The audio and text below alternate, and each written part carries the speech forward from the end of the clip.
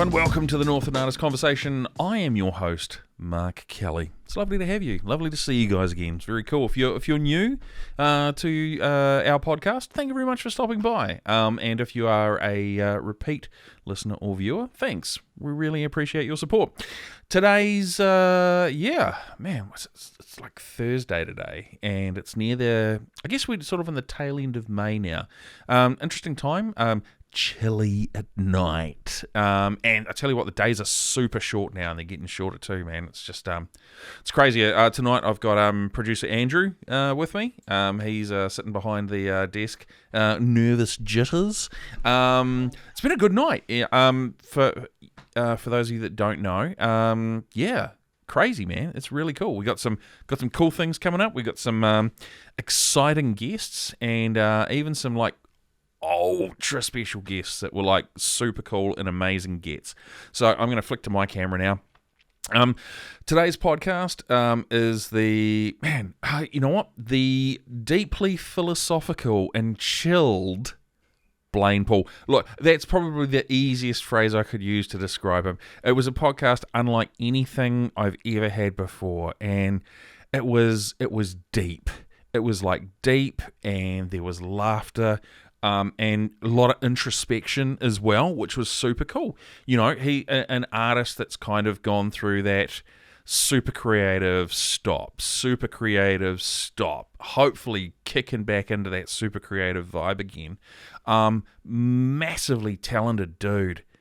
Yeah, I tell you what, I'm going to shut up so you guys can listen and hear to Blayne. So let's have a conversation with Blayne Paul.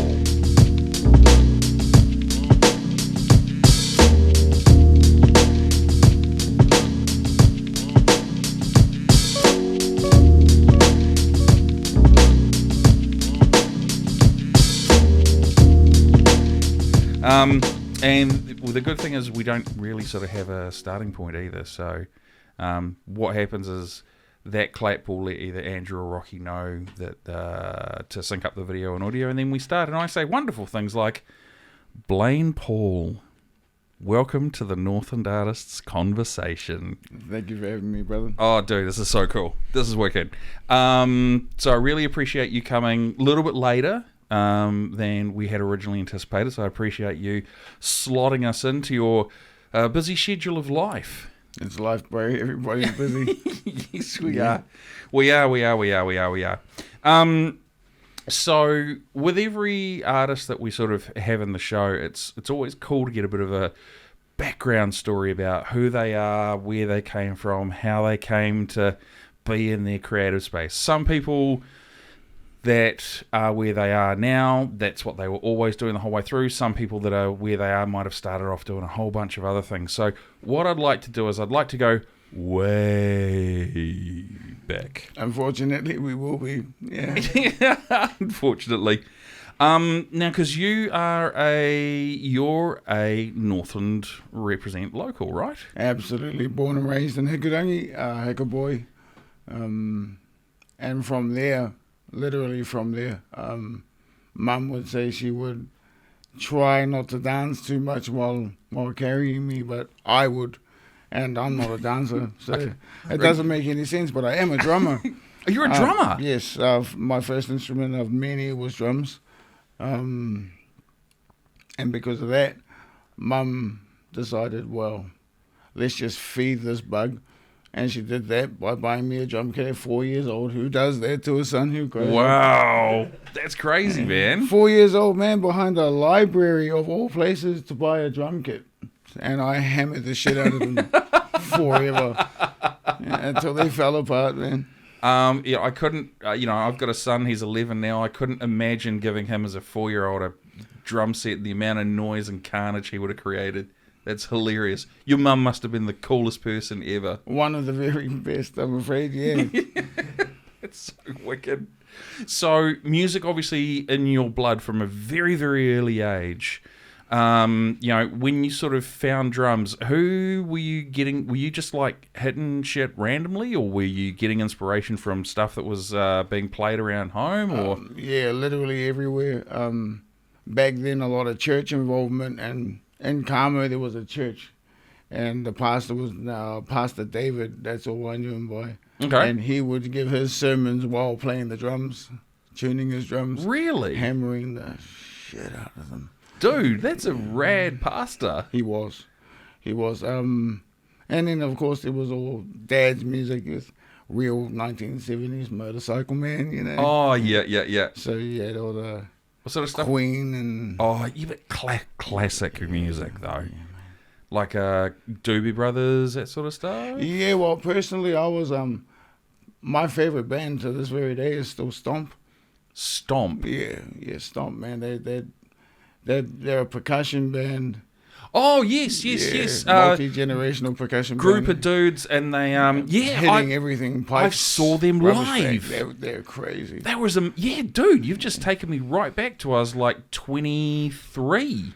Living in Tauranga, we drove up to Auckland for a Stomp concert. Yeah, Stomp, man. It's amazing. It's unbelievable. Yeah, that to me that's the best band there ever has been. Holy shit. Yeah, wow. I'd forgotten about that. Thank you very much for reminding me. You're welcome. That's very cool, man.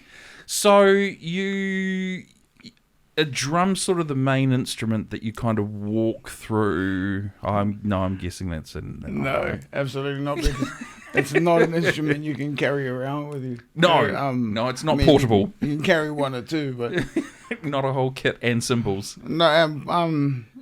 Creative structure, I suppose, in my head looks a lot like a pattern. Okay.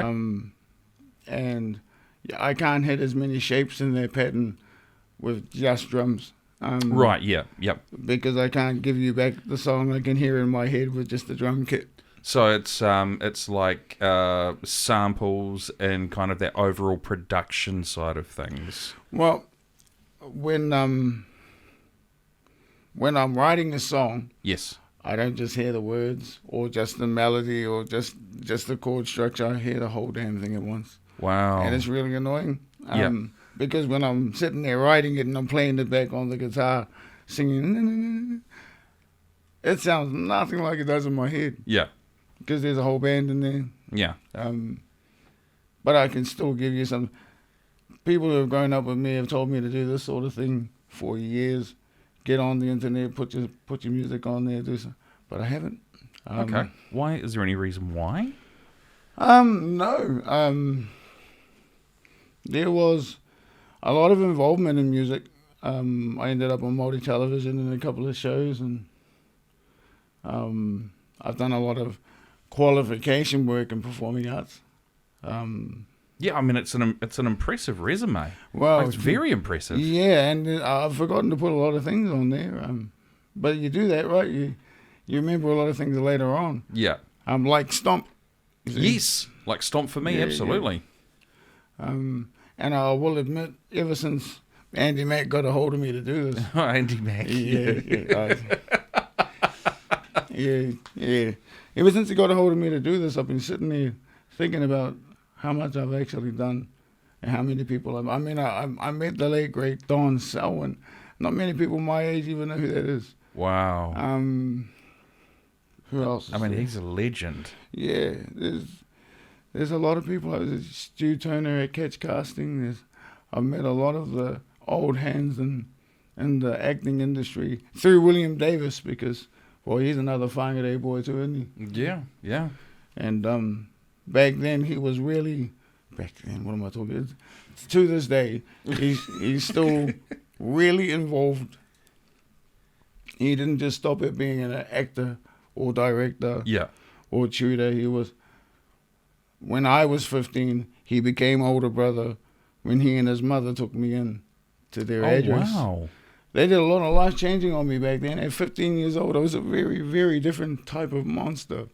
You know, most people, they see me in the streets and they'll change sides of the road. But an old lady stepped in my way and sat me down and turned 6'3" into tiny, broke me up. And creatively, it was the most strengthening thing that could have happened to me. Like rewarding? Yeah. because it stopped me from pretending I was something, That you're not. and then it gave me the ability to act Yeah. like anything. Far out, man. Yeah. That's crazy. So you were obviously you were on a very different sort of path before you met the family that took you in, right? Yeah, absolutely. I mean, one of many families that can say that is one brilliant boy, and I can say, look, these people are great people. Yeah. One of many, but in the acting and performing arts world, this is probably the most unforgettable. That's crazy, bro. The most. That's far out. Yeah. Okay. So you kind of get through some of the, well, we'll call them turbulent years. I love that. Thank you very much. Yeah. We get through the turbulent years. You meet Big Andy Mack, and then, and I'm guessing that's in high school, right? Yeah, actually, Yeah. during the turbulent years. During the turbulent years, but then obviously you both sort of came out the other side and kept a friendship, which is good, right? And then you kind of come out the other side, and you've put the drums down at this point. You've gone, I can't lug around a drum set. I'm going to focus on, what did you sort of creatively, what were you using to express yourself sort of around that transitional period? My voice. It's not much to judge on when I'm speaking, but that's because I say more when I'm singing. Right, okay. And expressively, my voice back then was a lot better. I was a kid, you can hit higher range and things like that. Yes, you can. But I really, really wanted it to sound like something people would sing back. Okay, yeah. I suppose that's the best way to put it. I wanted to sound like people singing at parties. Right, yeah. You wanted to have people to have that connection with your voice. No, I suppose I wanted to hear my song sung back to me, if that's being egotistic. No, not at all. Really wanted one of my songs sung back to me. Look, as obviously Andrew's a hip hop artist. I also used to be a singer. Nothing too fancy. It was a death metal band, so I don't know if you'd qualify that as singing. It's more, I would. It's more growling and Cookie Monster type shit. There's a lot of vocal range. All right, thank you very much. There's a lot of vocal range. Thank you very much. And you know what? I always used to enjoy watching the audience sing my lyrics back to me, and Andrew and I have had these conversations on many occasions where that's happened with him as well. So I don't think it's an egotistical thing, but it's almost, I looked at it as a validation thing. Like, okay, I'm not a shit lyricist. My words have connected with people on some level. Well, I mean, not to down talk any lyricist, but there are people getting away with saying some pretty rubbish things. Nowadays? Yeah. Yes, sir, you are 100% correct. Yeah. I could not agree with you more. There are some, let's just say there are some artists out there that I don't understand. And I don't mean that as I know the young kids would call me a boomer, although I'm only 48. Does that qualify me as a boomer? Don't you dare. Thank you. Producer Andrew is shaking his head. I was waiting for him to go, yes, you are a boomer. But I think music's fundamentally changed from, what I grew up with and then to what it is now. You had your pop songs, right? Which were the standard verse, chorus, and then... Very, very, very, very long fade out. Yeah, where it just goes and goes and goes and goes and goes. Nowadays, you have these wonderful songs that are 2 minutes long. Yeah. And it's like, okay, I can respect that. You're saying a lot in that 2 minutes, but are you saying anything of substance? Well, that's the thing. There are some brilliant lyricists out there. And it's obviously difficult for me because I'm obviously older than the guest and the producer in the room, so I look at different things. But if you were to look back on musicians that inspired you years ago that you still kind of hold dear to this day, who sort of resonates with you? Oh man, a lot. Right across the board too. There's Freddie Mercury. Yes, the legend. Yep. I mean, small but massive. I know the voice, like such a tiny dude, but with such a huge voice. And you could fill the presence up sitting down. Yeah, absolutely. Then there's Robert Marley again, small, massive. Yeah, Lyrically, still the most potent alchemist yeah. Oh, yeah. of words that there has ever been. And, yeah, You know, and what a voice, what an initiative. He literally invented half of the sounds he was using. yeah, And he totally destroyed music and then rebuilt it. Yep. Like, he was teaching musicians, classical musicians, how to play their instruments again. yeah. I mean, that in itself is, is huge. That's that's mixing potions, that one. Buddy. Yeah, yeah, absolutely. Hip hop,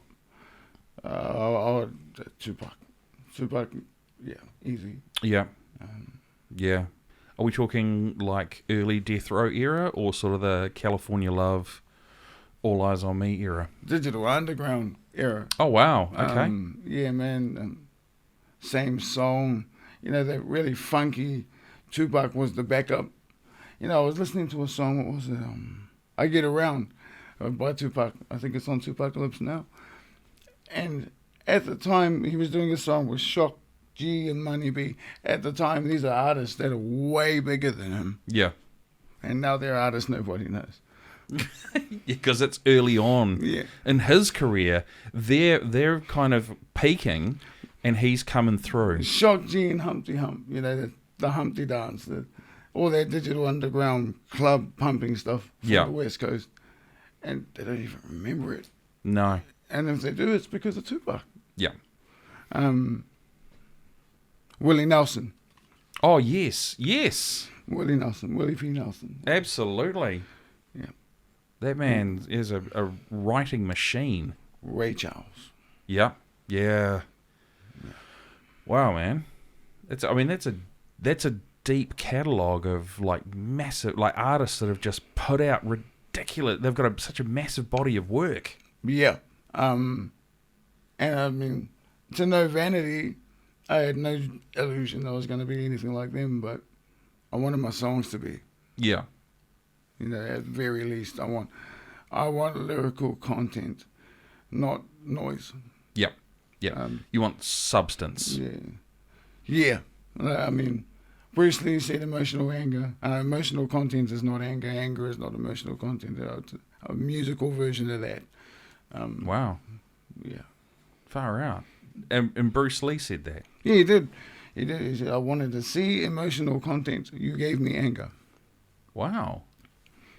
I see. I think for the Bruce Lee quote I remember the most is him talking about water. Yeah. And water flows everywhere. Be like water. Yeah. Which is very cool. Softer than rock can still overcome. That was a great speech. Yeah. Yeah, it's incredibly powerful. So you obviously make this transition in your life where you want to become a lyricist with meaning behind what you're doing. Are you still at school when you make this transition, or have you gone, that's it, I'm going to go, I'm either into the workforce or just have a few years for myself? Where are you at this point? Right then, as every teenage boy, I guess, I'm at the stage where I'm probably screaming at the wall with the guitar, making more noise than sense. But, Right. Yeah, I did that. Yeah. With a dictaphone, so I could listen to it again. How embarrassing! So, dude, at least you had a way to record. I had to hotwire mum and dad's old stereo with my little piddly 2 cassette small boom box, and then wire it up just to get decent sound. Well, see, that sort of creative process, it made music at the time more relatable. Like P Money. Yes. And Scribe there. Wow. 2001. Because New Zealand hip hop just booted the door down. Yeah, we did. In such a way that it was crazy. But creative process like that, hearing the origins of bands like Niche and Mystic. They did their whole first album on Music 2000 on PlayStation 1. Yep. That I thought was absolute genius. That's inspiring too. Genius. Yeah. So I mean, that's where that all happened to me. Walking out of school, walking into what I hope was going to be a massive career in hospitality. And hospitality came a lot later. I did that anyway. Yeah. But I hoped it would start really early. Okay. But I was too young for any of the qualifications involved, so they asked me to sit in performing arts. And I suppose the whole dream being crushed, being the Navy chef, whatever, just got crushed. So I thought, fuck it. I'll put all my creativity into actual words and see if anybody will listen. And how did you go? Terribly well. Yeah? Terribly well. There are a lot of people all over this country, whangarei and Invercargill, who would tell me that everything I've done with my life and my CV would make people's heads spin. I have to make industry-specific CVs so the bastard's not too long. I really do, man. You know what? There are worse problems to have. And honestly, there's a lot of people all over this country that would say you have been wasting your truest gift. And furniture removals, scaffolding, computer technicians, all sorts of things I've done all over this country, and they would all tell you, you are doing the wrong job. Okay. You're using the wrong gift. What are you doing? Because as a furniture removalist, you get bored as shit if there's no music. And if there's no music, you'll make the music. Yep. And then, you make enough. Stan Walker was at a Pack and Save or something like that. Yes. When he was singing and was discovered. Yeah, before he did New Zealand Idol, yeah. And I don't know, I just sang anyway. And people everywhere, clients, co-workers, bosses, what are you doing? Just go throw all that energy into the recording studio and never did it. Why do you think that is? Well, I mean, I did do it a couple times. My name, you punch my name into SoundCloud, there is one song on there. It's called Crooked Thoughts. Okay.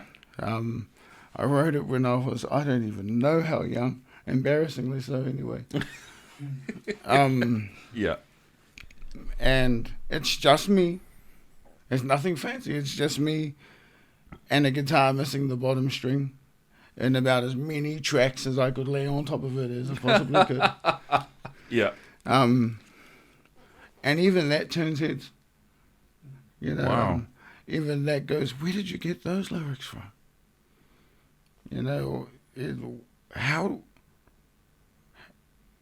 What hurt you that much? And the truth was, I was stoned. Okay, right, yep. And hurting a lot. Yeah.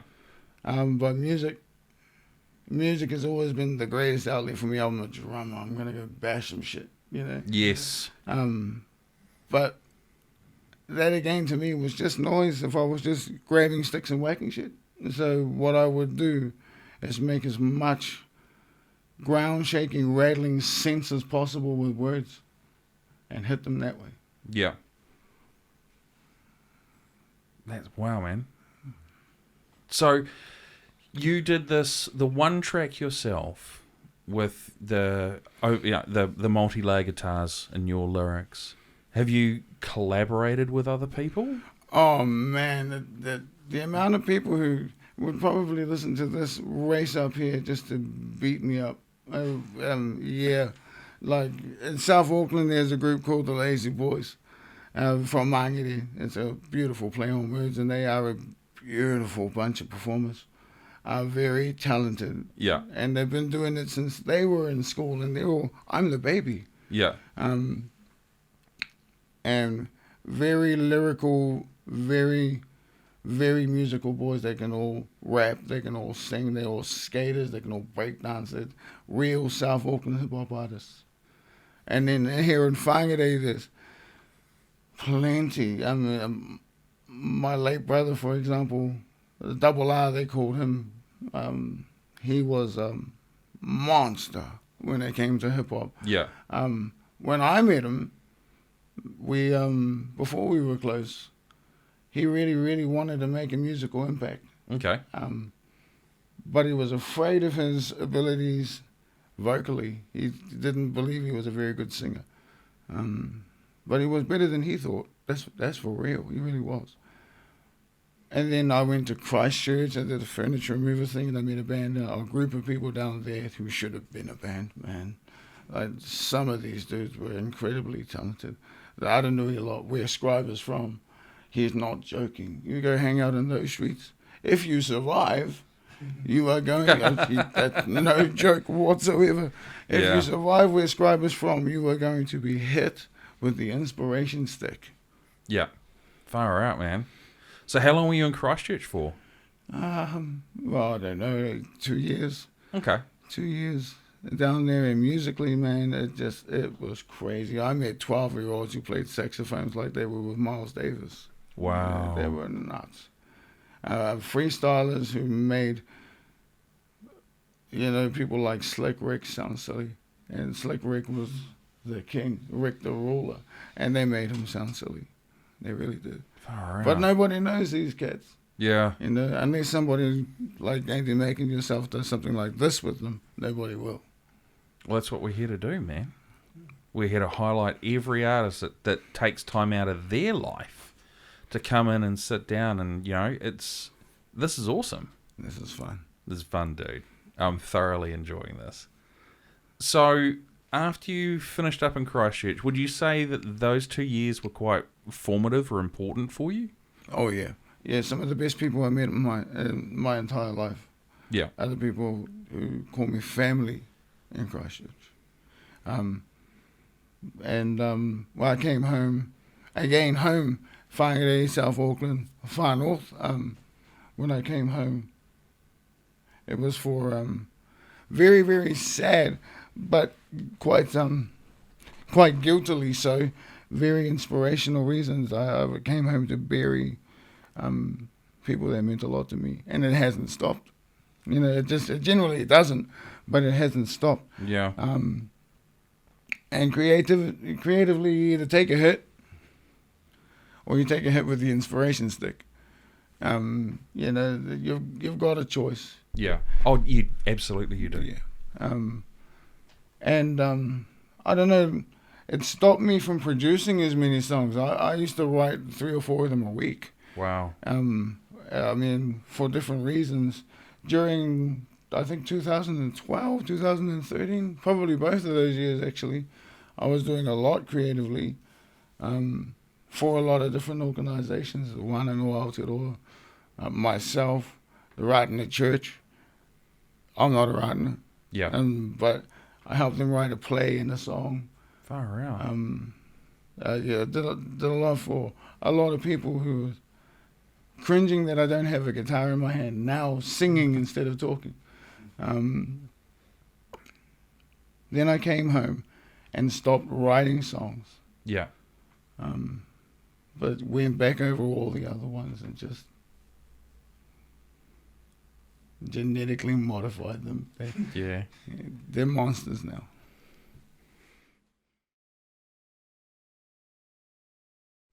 Northland Artists Conversation is proud to support 116. 116 are located on Bank Street in Whangarei, and an amazing venue that you can actually hire.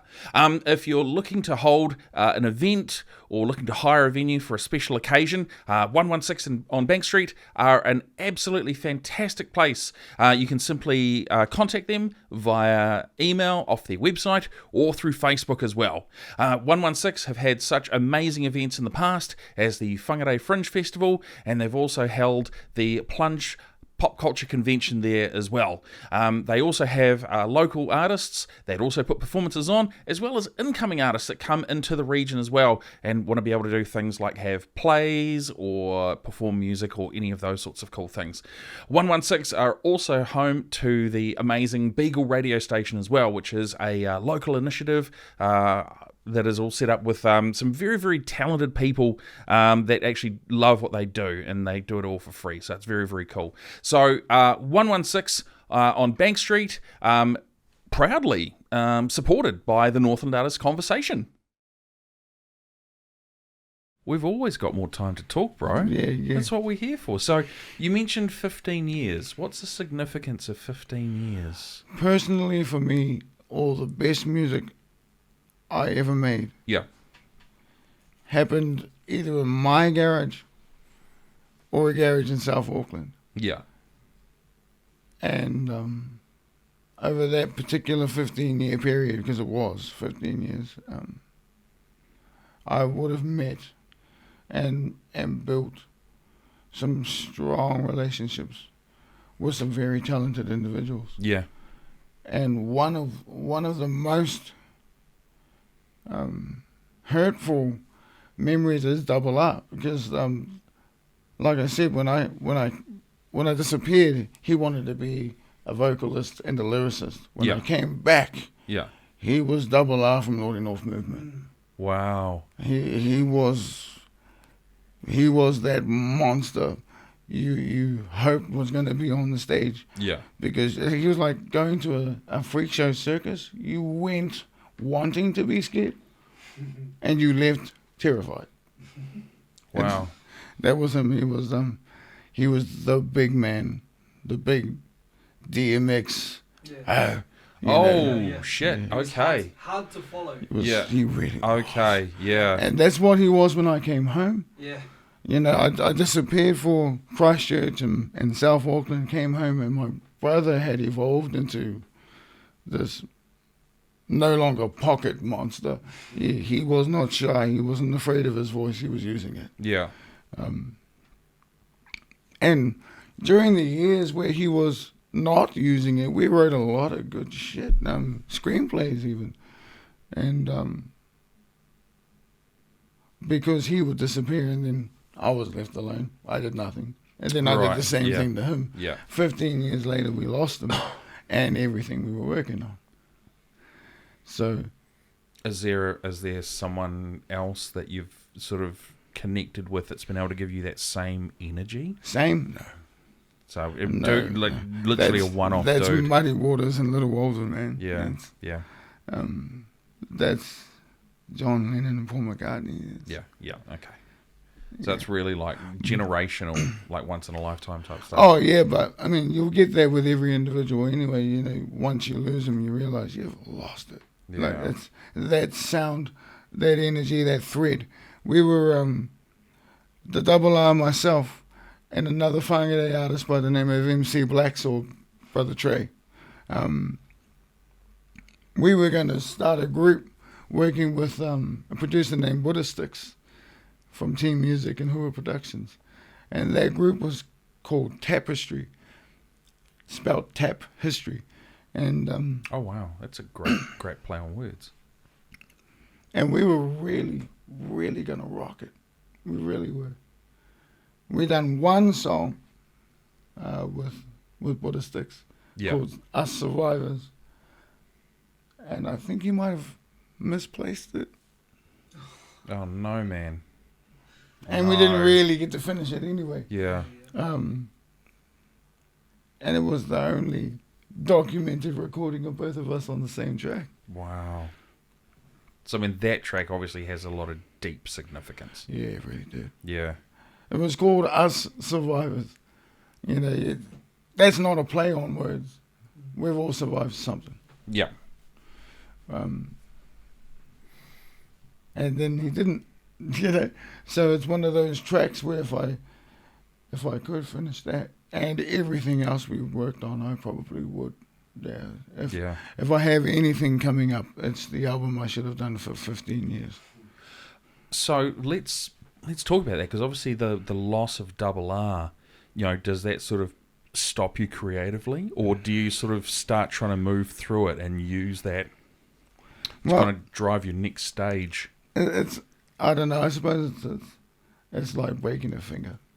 You know, you'll learn how to play the guitar again. Yeah. But you'll get it again. Yeah. But no, it didn't stop me creatively. As a matter of fact, It's the reason I came.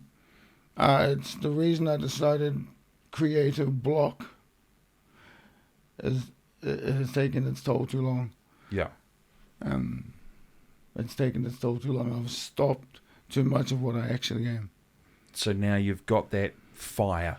Yeah. That fire back. And It's burning, brother. It really is. It's burning. Because the dreams don't stop. I'm sitting there, I'm watching a concert in my dream, and it's my brother and me. And, that is never going to happen. But it doesn't have to not happen either. Yeah, yeah. And that can live on in your dreams as well. It absolutely will. I mean, the music, the covers and the originals that we were going to do were fire, man.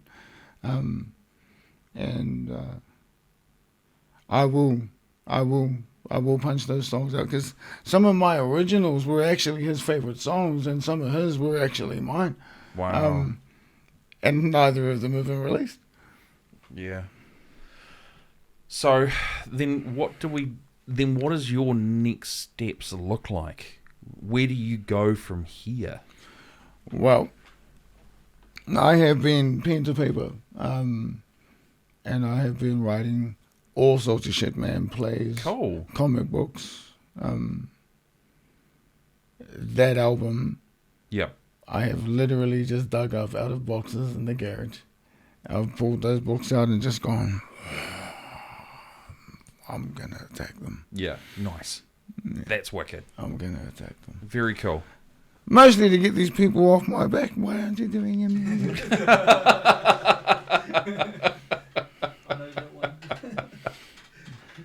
So you've got essentially multiple creative outlets that you're like, and is it just for you? Is it like, oh, I'm feeling this at the moment, I'm going to work on this, I'm feeling this at the moment, or do you go, I'm going to do a bit of this, I'm going to do a bit of that, I'm going to do a bit of this? How does it sort of work? How does your creative process go? I really wish I had a fucking clue, man. I really do. For instance, this is going to sound really, really fucking cheesy, but I have a song called Via My Dreams. And again, I'm watching this concert. Yeah. And then I am the concert. And I'm looking down at the guy playing the guitar's fingers. And when I wake up, the chords he was showing me were the real chords in the song I could hear. So I just fucking wrote it. Yeah. Yeah, man. That song I literally wrote in my sleep. Well, subconsciously. And then you wake up and then it's there. Yeah. Far out, man. That's one song. Yeah. And then there was another song of mine called Sacrifice. I bring that up because it's a lot of people's favorite. And that one, I wanted to illustrate who I thought the strongest male and female figures in history for me personally were. Yeah. Because at the time I was feeling super fucking strong. I'm not going to lie, I was feeling strong. Yeah. Like I could literally take the world over. So I thought, I'll write a song that'll humble me. Okay. It's called Sacrifice. Nice. About the first verse was about Samson, and the second verse, Samson from the Bible. Yep. The second verse was about a woman by the name of Ann Tier. She used to go into the prisons like the Mountain and Parry in 1970 and 1980s. When the gangsters were gangsters. Yeah. Genuine gangsters as well, right? The old school ones. Monsters. Yeah, those ones. When they were young and still monsters. Yeah. To volunteer her services to teach them things like kapahaka and tikana, just to break the monotony of, you're an animal, you're in the cage.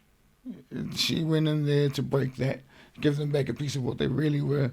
And when they came out, they went to the Auckland Māori Centre, used to sit across the road from Victoria Park. Yep. And there her rules were law, man. No patches, no colours, none of that. But everybody was welcome. Yeah, and people who were coming out of those jails in those years and those decades, they didn't have anywhere. So they went there. Yeah. So some of these monsters, these legends of the underbelly of this country will tell you that the strongest woman that they have ever met was Ann Tier. Far out. And proudly, She just so happens to be family. No. Yeah. And so I wrote the second verse based on her. That and is so cool. Yeah. And what a great way to pay tribute to such an amazing woman as well. Yeah. You know, because obviously Samson's from the Bible. Yeah. You know, emasculated by a woman. Yeah. And he was the most powerful. But then it's nice to be able to flip it round and then Literally, pay homage. The woman Yeah. that released the army Yeah. from the chains they were in. Yeah. Man. That's crazy, man. So creative process happens differently. But I'm not gonna lie, it happens all because of the same reason. I'm stoned. Right. stoned, Okay. man. That's the constant sort of through it, right? Well, amongst all the material that I wouldn't be embarrassed to get to work on and release. Yeah. Yes. Yeah, right. Yes. But if I released anything I wrote back in the, I don't know, the jingle days, you would probably have to get me stoned first. Right, okay. To let you do it. Okay. Yeah, because it was embarrassing. It was embarrassing. I mean, even in 2007 when I went on Māori television, it was a musical, like a contest show. It was called Toru. It was three groups of three. Yeah. That heated it out, you know, for tri-finals to become the greatest group of three. Yeah. Yeah. And I agreed to do some very embarrassing things right before doing them on the camera. Okay. You know, like... Can we, just out of curiosity, are these things available to find on the internet? Absolutely. They should be anyway. I know what producer Andrew and I will be doing later. Yeah. Oh, man. Like, man comes to me and goes, I love the song. Can I make some changes? Sure. I want you to aim the song, because the three judges at the time were Ryan Munga, Captain Funk from Arija. Yep. Rui Aapiri, say no more, and Stacey Morrison. And Okay, then. yeah. Well, look, those judges aren't all going to be winners. What is it? What is the Meatloaf song? 2 out of 3 ain't bad? Honestly, it was a 3 out of 3. It was absolutely incredible. Everybody laughed their heads off, but they got it on camera. They got this doing that on camera. It's Okay. there. It's there. We're going to find it later on. That's okay. Also, at the time, I was learning that creative process and outlet. When you don't release, it just congests, man. It builds up and it makes you sick. Yep. So Yeah. doing a lot of acting at the time as well. With William Davis on a road show we took on the stage called Fallen Star Risen Heroes. We actually did 2 seasons of that, one in 2012, and I featured in that as well. Wow. And I was a spinal patient at the time, so performing with sciatica problems, and I could barely walk. Far out, man. Yeah, man. Yeah. Dude, what the hell? Before I let the show disappear on us the way we wanted to throw it out there on the stage, I'd just get up there anyway. Yeah. Straight out of hospital and on the stage, you know. I wanted everything to be perfect, even if it wasn't perfect at my end later. Far out. Yeah, it got that bad. Yeah. It really did. Worked myself to paralysis, trying to be perfect. Yeah. Knowing what you know now, would you do that again? Twice, bro. Wow. Twice. Because the things I achieved, the connections I made, the networks, the musicians I met, the experiences, you can't pay for that shit. No, you can't.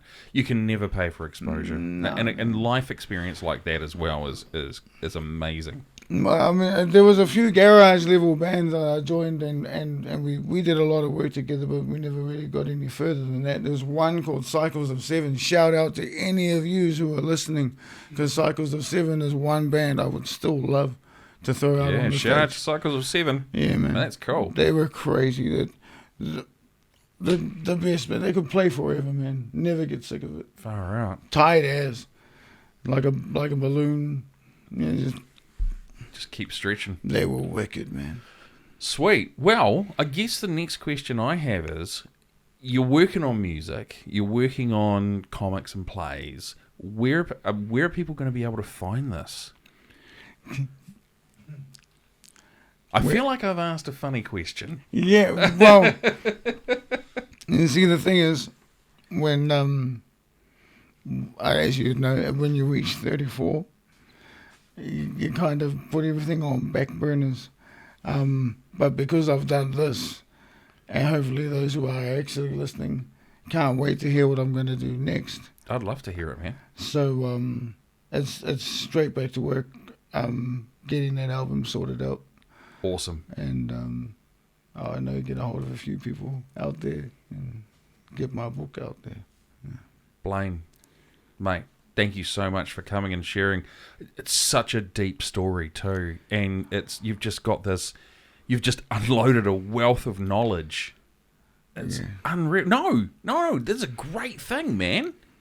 It's been amazing. Will you come back on once the album's done? Yeah, man. Yes. Yeah, no, definitely. Dude, would love to have you. Yeah.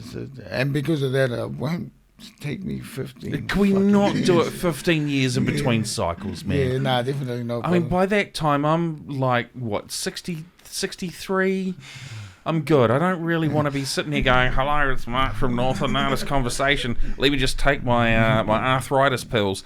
Gather around the Snapchat. Yeah. Gather around, kids. Yeah. There was this thing called TikTok. Yeah, fair enough. Would love to have you back on, man. This has probably been the most unbelievable podcast I think we've done. Like, it's so deep and heavy. But there's been so much laughter, but I almost get the sense that there's so much more as well. Brother. Yeah, there really is. So we're going to save that for the next one. Yeah. We're going to deal? We do. Dude, I'm going to move forward. Blayne Paul, thank you so much for being on. I really appreciate it. No, that's cool. Thank you for having me, man. Well, there you go, folks. Yeah, Blayne Paul. Man, I tell you what, remember how I said in the intro, deeply philosophical and chill? I think that sums him up quite nicely. Just a super cool cat. And, I didn't want to, some podcasts, a lot of questions come out, and you get a nice little bit of back and forth going. Some podcasts, you really want them to breathe. And this was one of those podcasts. I didn't want to throw like a million questions at him. I mean, I did. We did the rapid fire segment, and he was super cool with that. But the actual full long form podcast, I didn't want to be like throwing questions at him left, right, and center. I wanted to give him time to get what he wanted out, and I think that made for a incredibly unique podcast because it comes at things from like a very interesting perspective. And when you actually stop and listen to what he's saying and how he's talking about it, you get so much. As the host sitting here, it was honestly, it was so amazing to see. The words that he said had just so much power and impact to them. So, if you're going to watch or listen to this podcast, I highly recommend, that you actually try and pay as much attention as possible because there's a lot in there, and it's not only what's said, it's also what's not said, what's implied. So, if you've had a listen to it, if you've come to the end, highly recommend going back and maybe having a second listen or a second watch.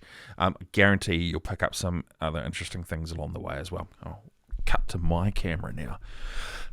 You know what? This is the outro of each podcast. I always try and reflect on something that I found really interesting about the guest. This one for me was just so out of left field. It wasn't just one thing that I found interesting. As he's talking, I'm just sitting here letting him, get everything out. And I just kind of realized that, there's a saying, you have 2 ears and 1 mouth, so you need to listen twice as much as you talk. And I definitely felt that way tonight. I definitely felt like I needed to listen and listen well. So, Blayne, thank you so much for coming on the show. I really do appreciate it. Man, we'll have you back in when that album comes out, eh? No pressure, though. Thank you very much for sticking around. If you're getting through the end of this, that's awesome. If you want to find out where you can find more of us, well, here we go. For visuals, we are on Facebook, Instagram, and YouTube, and that's all Northland Artists Conversation. For audio, you can find us on Spotify, Apple Podcasts, and Google Podcasts. Again, Northland Artists Conversation. And if you're an artist and we don't know about you, well, we would like to know about you. Honestly, we very much would. Or if you know someone who's an artist that you think might be a good fit for what we do, please email us, get us some details. We'll definitely reach out. You can email us by going to hello@northlandartistsconversation.co.nz. See what we did there? Kind of keep everything nice and simple. It's a good trick. And if you want to support us a little bit more, we also have a Patreon page as well. Patreon is where you, as the listener or viewer, can donate a little bit and say, hey, we like what you're doing. It's quite interesting. And we have two tiers. We have the first tier, which is $5 a month. We've called that a cup of coffee. Nowadays, that's a small coffee, and just like a long black, not a cappuccino or a soy chai latte or anything like that. And that's just a way of saying thank you. We really appreciate what you do, and you support that way. The second tier we have is Coffee Addict, and that's $20 a month. What that does is that gives you a couple of extras. And I think these extras are quite cool. First one is we're going to give you a shout out.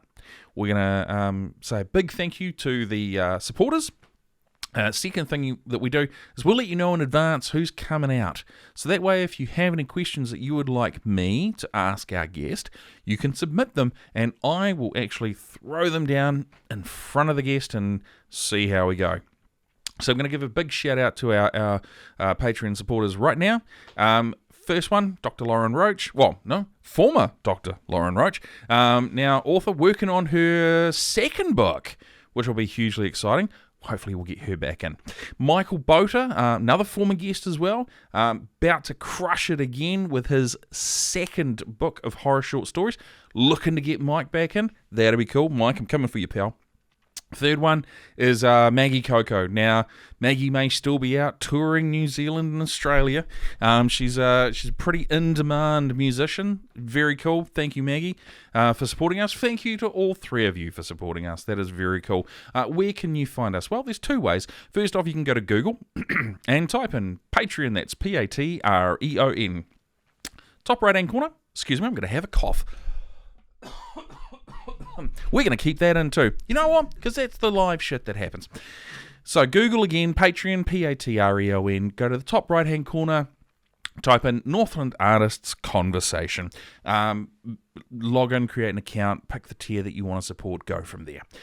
Second way you can find us, nice and simple, www.patreon.com/Northland Artists Conversation. Again, couldn't be any simpler if we tried. I mean, I could make it shorter, but then I've got to compete with other things. NAC, actually, funny story. I'm going to go to my wide camera for this one. Funny story. When we were first developing the podcast, I knew Northland Artists Conversation was something I wanted to have, but the reason I wanted to have it is because the initials are NAC, right? NAC.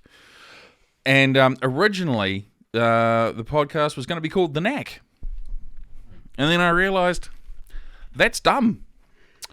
So I went with Northland Artists Conversation instead. And someone said to me, they were like, my Sharona. And I was like, yep, cool. It's definitely not going to be The Knack anymore. So there you go. There's I don't actually know. I think if I've ever shared that with anyone. Nope. Producer Andrew is shaking his head. There you go. You get that one for free. So, thank you very much from myself, your host, Mark Kelly, producer Andrew, behind the monitors tonight, editor Rocky, who's at home editing his heart out, and Marino Begman, who looks after all our communications. Thank you very much for supporting the Northland Artists Conversation, and we will see you guys real soon.